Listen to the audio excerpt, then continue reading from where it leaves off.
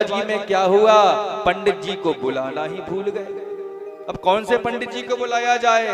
कभी कभी होता भी ऐसा ही है कि शादी की तैयारी कर ली, लेकिन अंत समय में याद आई, अरे पंडित जी को तो बुला लो।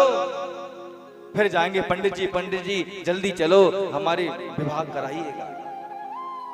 विवाह कराओ, अच्छी बात है, पंडित जी को बुलाओ, अच्छी बात है, लेकिन जो शादी बिना वैदिक मंत्रों के सफल नहीं हो सकती, बिना मुहूर्त के सफल नहीं हो सकती, वो ब्राह्मण जो आपके बच्चों की मनोकामना के लिए, मंगल जीवन के मंगलमय हो जीवन के लिए, जो रात्रि में जगकर सारी विधि विधान के द्वारा आपका जो शादी का संस्कार कराता है, फिर उसके लिए जो है आप उचित दक्षिणा देना अनिवार्य है।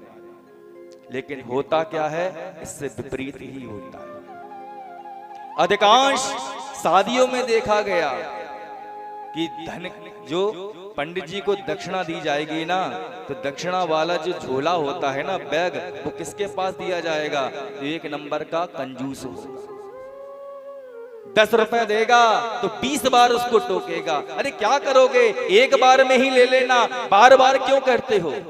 अरे भैया, पूजा का विधान होता है, चंदन पहने लगता है, उसके बाद फूल चढ़ते हैं, उसके बाद मिष्ठान होता है, उसके बाद दक्षिणा चढ़ती है। एक क्रमबद्ध पूजा चाहते हो कि नहीं चाहते हो।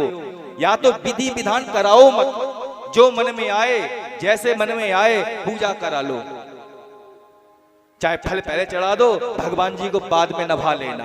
भगवान जी भास थोड़ा जा रहे हैं। अगर विधि विधान करा रहे हो तो दक्षिणा का मंत्र आया तो दक्षिणा चढ़ाना ही चाहिए।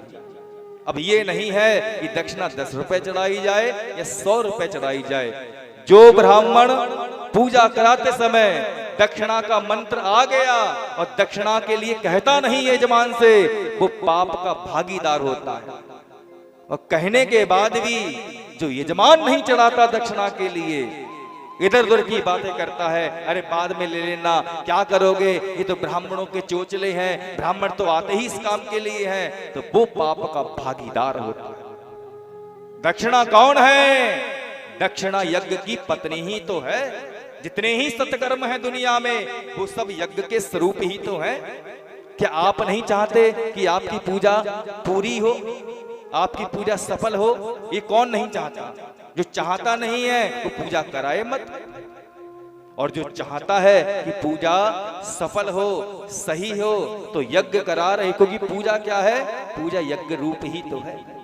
और पूजा यज्ञ कब पूर्ण होंगे, जब आप उनकी दक्षिणा कौन है, यज्ञ की पत्नी का नाम दक्षिणा है।